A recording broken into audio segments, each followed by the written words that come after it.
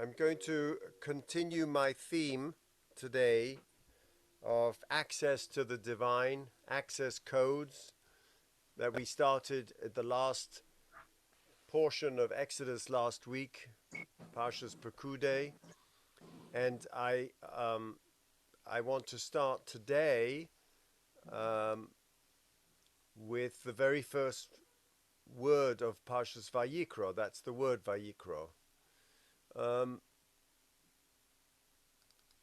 And I want to share a screen. And this screen is from the poet E.E. Cummings, who messed around with capital letters and normal letters. He forced the reader into an aesthetic interpretation of his poems by using extraordinary placements of capital and lowercase letters. For instance, he starts one poem, "I thank you, God, for most this amazing day."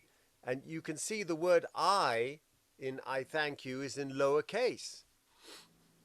In another poem he writes, "Humanity, I love you." Again, I with a lowercase. In both examples, he diminishes himself before God and humanity by the simple yet unusual changing of the case of the proper I. And if we look at today, the very first letter, the very first word in Parshas Vayikra, you will see that the aleph is an aleph ze'era. It's a small aleph written in the Hebrew orthography.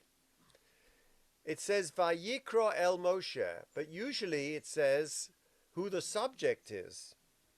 It just here starts the whole of the book of Leviticus with "and he called to Moshe," and then "and God spoke to him."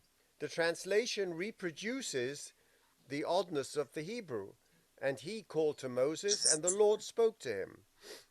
According to normative usage, one would have expected, "and the Lord called to Moses, and he spoke to him." Is the postponement of the subject a maneuver to isolate and emphasize the act of calling, as Robert Alter suggests? And several medievalists argue that the calling or the summoning, Vayikra, is the necessary preceding stage before divine speech. So first you have to be invited, you have to be called, and then the speech starts. And therefore it has to be placed in the syntactic foreground.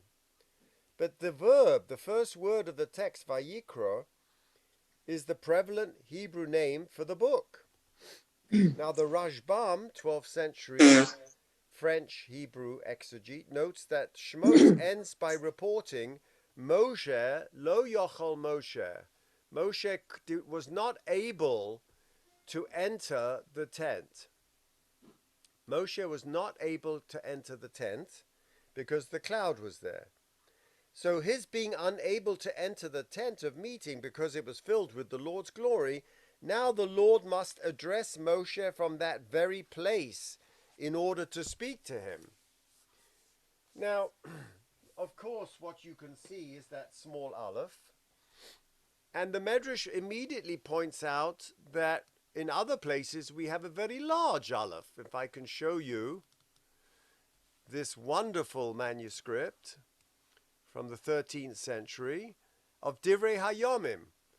And you can see the aleph of Adam, Odom, Enosh, Cain, Machalelel. He's going through the genealogy of the sons of man from Adam down. And you can see the aleph is Ravrava. It's large. So we have three orthographic styles of Hebrew lettering: the regular size, the Ravrava, like Bereshis, Bara Elokim, the base of Bereshis, the aleph of Adam in Divrei Hayomim, and then we have Ze'era, the tiny little aleph that we see in in Vayikra. Now, if I share with you the Qumran scrolls, that would be a very interesting witness to what is going on. Was that written at Har Sinai? When did that creep in? So here is a first century manuscript that we discovered in the 50s in the Qumran Dead Sea Scrolls, the Ein Gedi scroll of Parshas Vayikra. And if I can share with you the great Emmanuel Tov, who is the professor of Bible at Hebrew University, who spent decades unraveling the text of the Bible, both the Aleppo Codex as well as the Qumran text. As you can see, he was able to, because it was broken, there are only fragments, but you can see Leviticus 1, Vayikra, and the Aleph is a regular size, which leads us to the questions. And the questions we have are as follows. Why are there minuscule letters in the Torah? And so the scholars suggest three reasons. One, it may have been the practice of ancient scribes to omit a letter at the end of a word whenever the following word begins with the same letter. Oh, Vayikra, Aleph, El, the next word starts with an Aleph. No need to waste ink, no need to do it, because just write Vayikar without the Aleph and assume that everyone knows that the next letter will start with the same letter. So when the scribes went to reinsert the letter back, they had to do so because there was no space. When the tradition changed and they wanted us to know exactly what the manuscript says, the Masoretic texts, they didn't have room, so they had to squeeze it in. That's theory number one. Number two, the small letters hint at an alternative textual tradition. As we will see, it says, and God appeared to Bilam Vayikar, without the Aleph. So it could be that you meet someone along the way, Vayikar, happenstance, that could be the intent. And so there was two textual traditions, one with the Aleph, one without. And the scribes, to show us that there were alternative readings, made it small. Lastly, the letters were intended to serve as a commentary, but we forgot the meaning. Okay, very nice. Well, let's see what the commentary is. The Medrash steps in. Before I do the Medrash, I want to show the Balaturim because everybody quotes him. Even though he's a medievalist, I want to show him because he really helps us. No, I will get the right text in a minute. 1 second, Balaturim.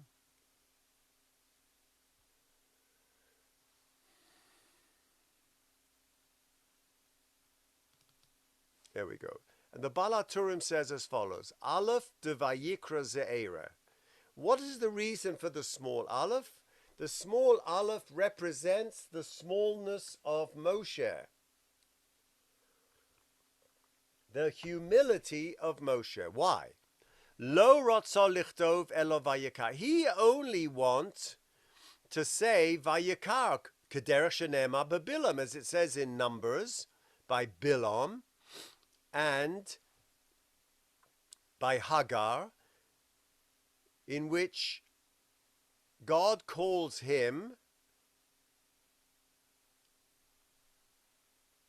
the same way. He was humble enough to say, I'm no better than Bilam, I'm no better than Hagar, so I'm just going to write Vayikra without the Aleph, or a small Aleph, Shenema beBilam, ki ilo nera lo Hashem ela b'mikre, v'am lo HaKadosh Baruch Hu.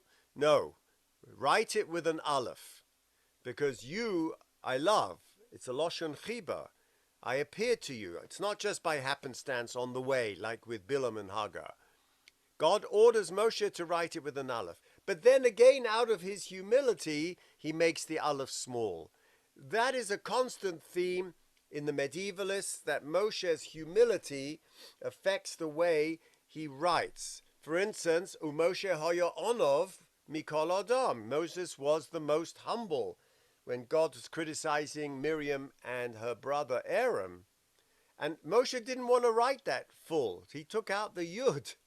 So there are other instances in which Moshe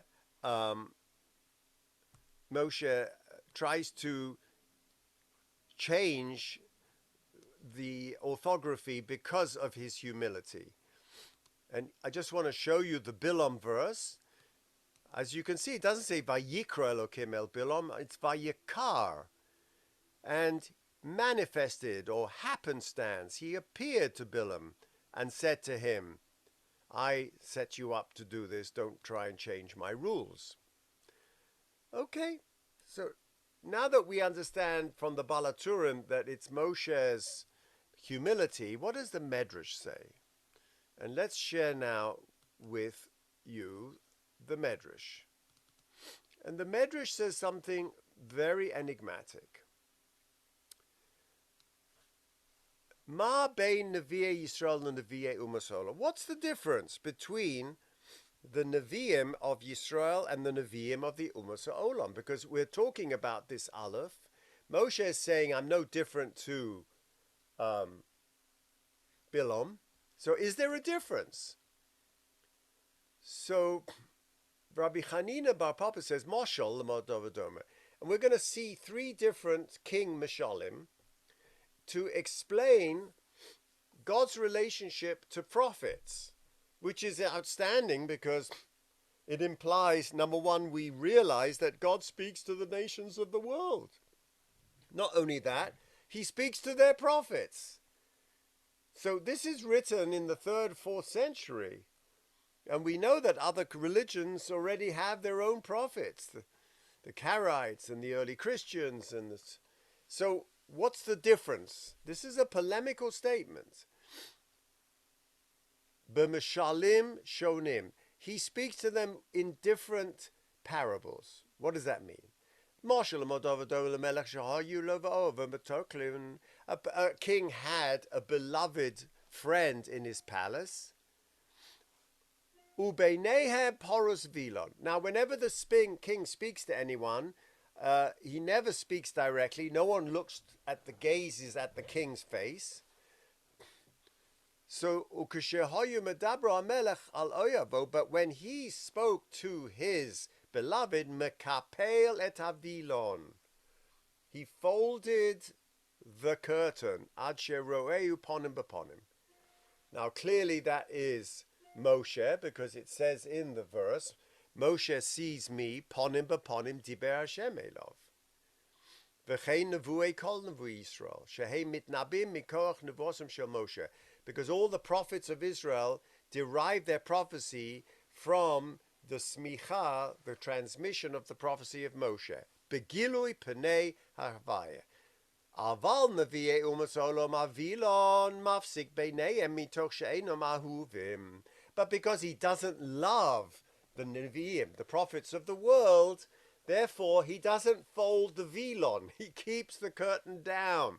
Yeah, I got to speak to you because you're a prophet, but I'm going to speak to you through a curtain and you'll not see my face. The second mashal is that a king has a wife and he's married to her. Upilegesh she'eno nesua kedas. And then he also has a harem with a pilegesh, a concubine. He did not marry her in public. Keshehu holech etzel ishto, holech befarhesia. So when he walks along Buckingham Palace Road with his wife, he walks with her in public. Ukeshehu holech etzel pilagsho. But when he's walking for spazier with his girlfriend, his mistress, with his harem, holech b'matmunim b'drachim nistaros. He walks with her through the back alleys. He doesn't want to be seen in public. Okay. Kach ein HaKadosh Baruch Hu niglal nevi umas olam elo balayla. The back alleys means the nighttime. When God appears to the Nevi'im of the worlds, it's always in the darkness so that no one can see him. Why? Vayov Elohim el Avimelech b'chalom alayla. Vayov Elohim el Bilam layla. But by Abraham it says, Vayer Elohim kechom hayom, in the middle of the day, the midday. Vayi b'yom diber Hashem el Moshe. So I think that's very interesting that what the Medrash is doing is actually telling us that, number one, prophets of the nations have access to the divine. Number two, what's the difference between then the quality and the authority of the Torah of Moshe and Moshe's prophecy compared to Bilam or Yoshki or anyone else? Muhammad. Each time they came along, they said, I am here to supplant the Old Testament with the New Testament, with the Quran, with Joseph Smith and the tablets from the Mormons in 1837 in upstate New York, Palmyra, right? So the question is, he reveals himself to the Ummah Ha'olam, but it's done in a relationship that is like a hooker, like a pilegesh, like a woman of the night he goes around with. But with Moshe, it's in daytime, Befarhesia, he pulls the velon down, which leads us to the next statement in Vayikra Rabbah. Ma bein Nevi'ei Yisrael Nevi'ei Ummah Ha'olam. What is the difference between the Nevi'ei Ummah Ha'olam and Moshe? Rabbi Chamam, Ein HaKadosh Baruch Hu nigla al Ummah Ha'olam elo b'chatzi dibur. We started off by saying that it was a face-to-face divine revelation. Now we're saying, what is that revelation? Well, it's usually a word, the Logos, this divine word that comes to the prophet. Okay, so is there a difference between the divine word that comes to the prophets of the nations versus Am Yisrael, the Nevi'ei Yisrael? So he says, yes. HaKadosh Baruch Hu nigla al Ummah Ha'olam b'chatzi dibur. What is chatzi dibur? It's a fractured word. Kamoda atama vayikar Elokim el Bilam. Vayikar isn't a full word. It's a fractured word. We fractured the aleph from the vayikar, vayikra. It's a fractured word. Al Nevi'ei Yisrael b'dibur shenema vayikra el Moshe. Here you see that the aleph is full. This Medrash ignores the aleph ze'era. Okay. Now let me share with you the Zohar. The Zohar, I want to read to you. And the Zohar says, what is the small aleph? This can be compared to a king sitting upon his throne wearing a royal crown. He is called the Supreme King. When he descends and goes to his servant's house, he is called the Small King. Now, these are Kabbalistic metaphors. There's Arich Anpin and Zer Anpin. Zer, the Aleph Ze'era is a pun here. The Aleph Ze'era is a small Aleph. And the Zohar is saying that represents the not Moshe and not Moshe's humility. It represents the manifestation of the divine in its greatness or its smallness. At Har Sinai, before the Egel, God manifests itself b'chinas atika, b'chinas arich ampin, big face. But since the Egel, he's constricted himself into the Oel Moed, so he comes down below into the world as a kind of substitute for the Egel, a fixing of the Egel. Man needs some kind of manifestation of the divine in the world. God therefore has to constrict himself. That's the small Aleph, that's the small king, which is a radical thing to say. Why is he called small? The second Zohar The second Zohar says, why is it called small? That's not on God, it goes on Moshe. Moshe, by definition, is small. Why? Because the small aleph derives from a small place, whereas the large aleph is the aleph of Adam. So he can talk to Adam, who has a large aleph, because that is before the sin. And therefore he can communicate with him with this largesse, with this greatness.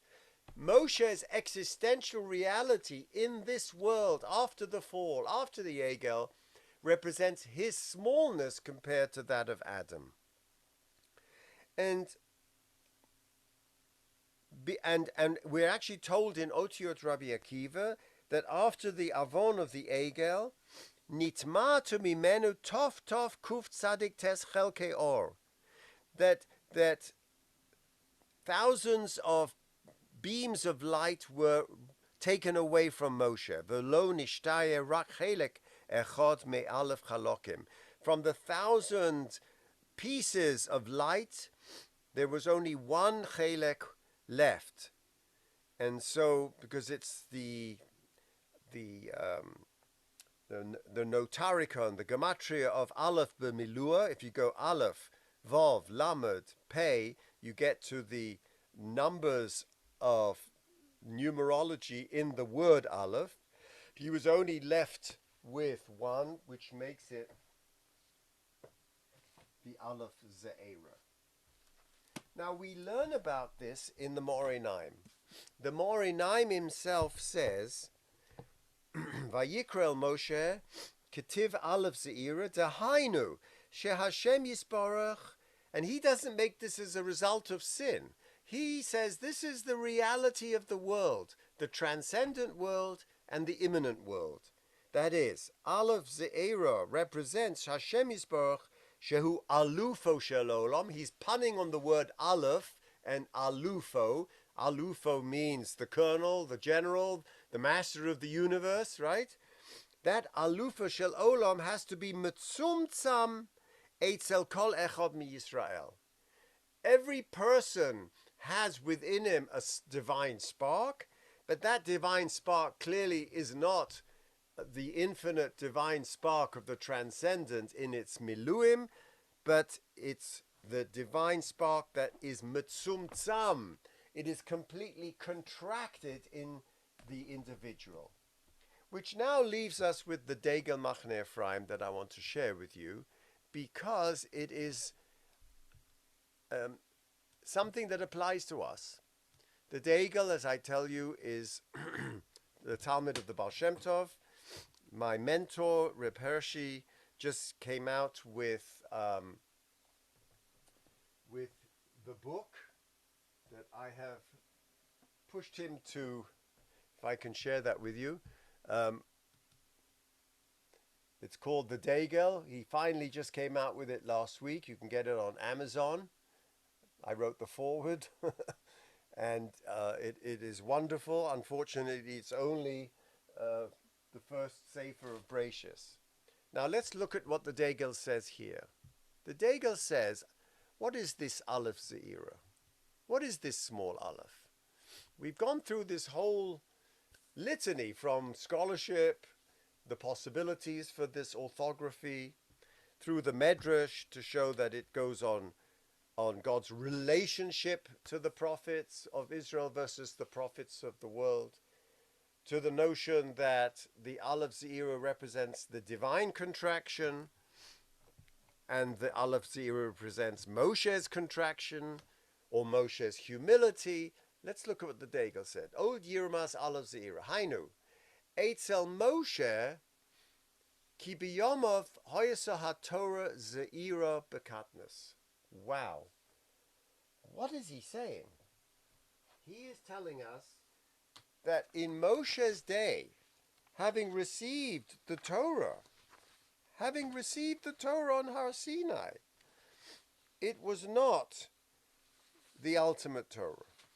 It was not the ultimate Torah. That is,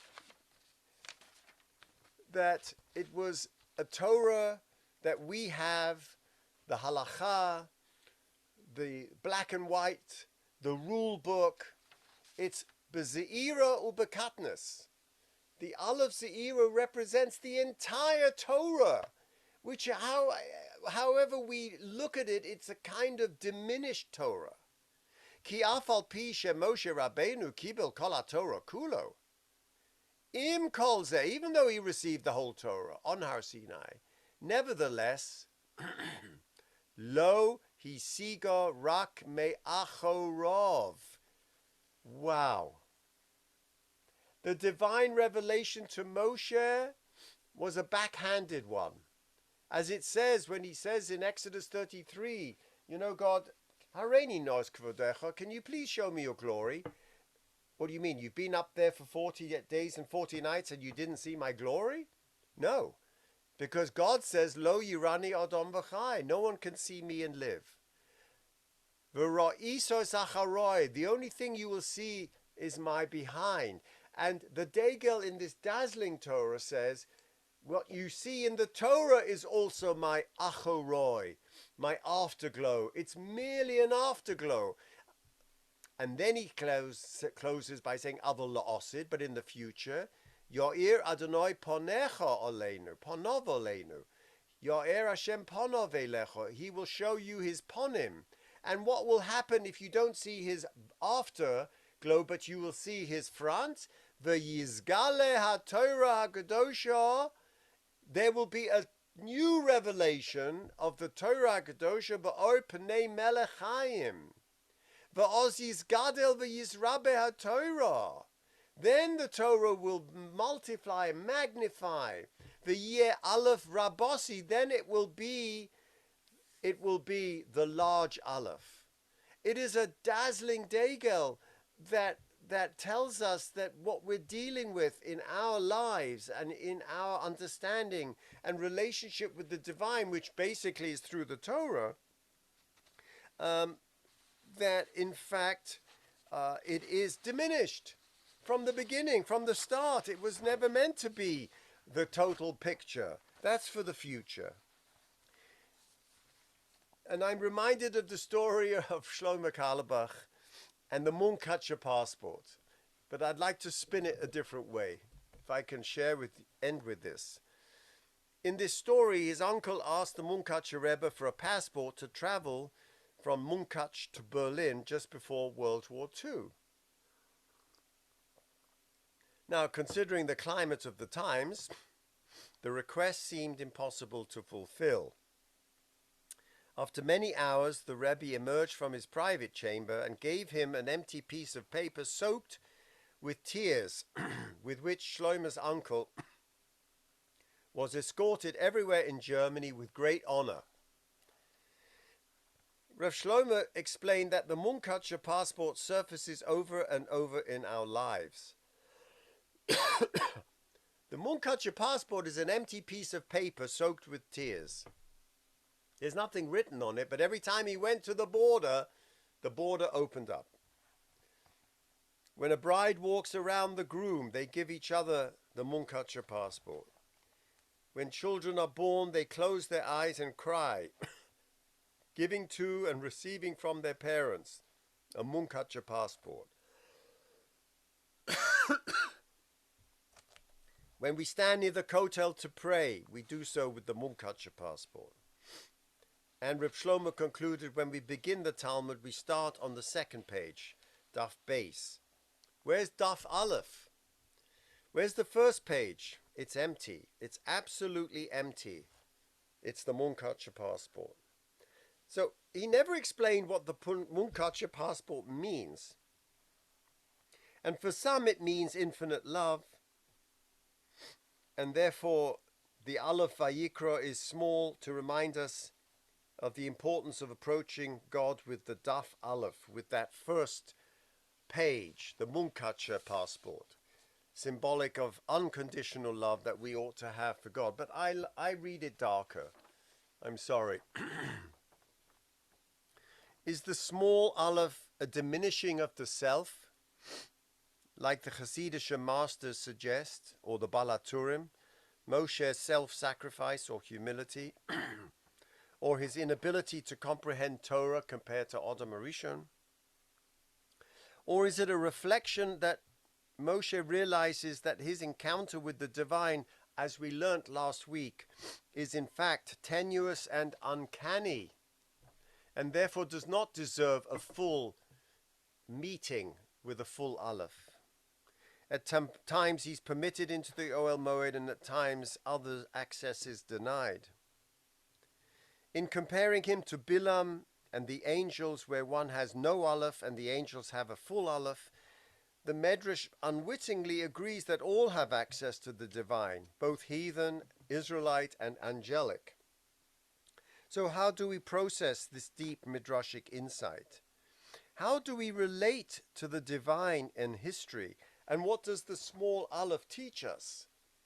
And as we live through these very dark times, times that we haven't experienced since World War II, we keep coming back to this idea of what is the relationship with the divine during the dark times, both individually, spiritually, and on the geopolitical arena. Some people say it's all min hashamayim. Others express it as Mashiach time, and it's the ikvus de Mashiach. We've heard that every time during our history when we suffer.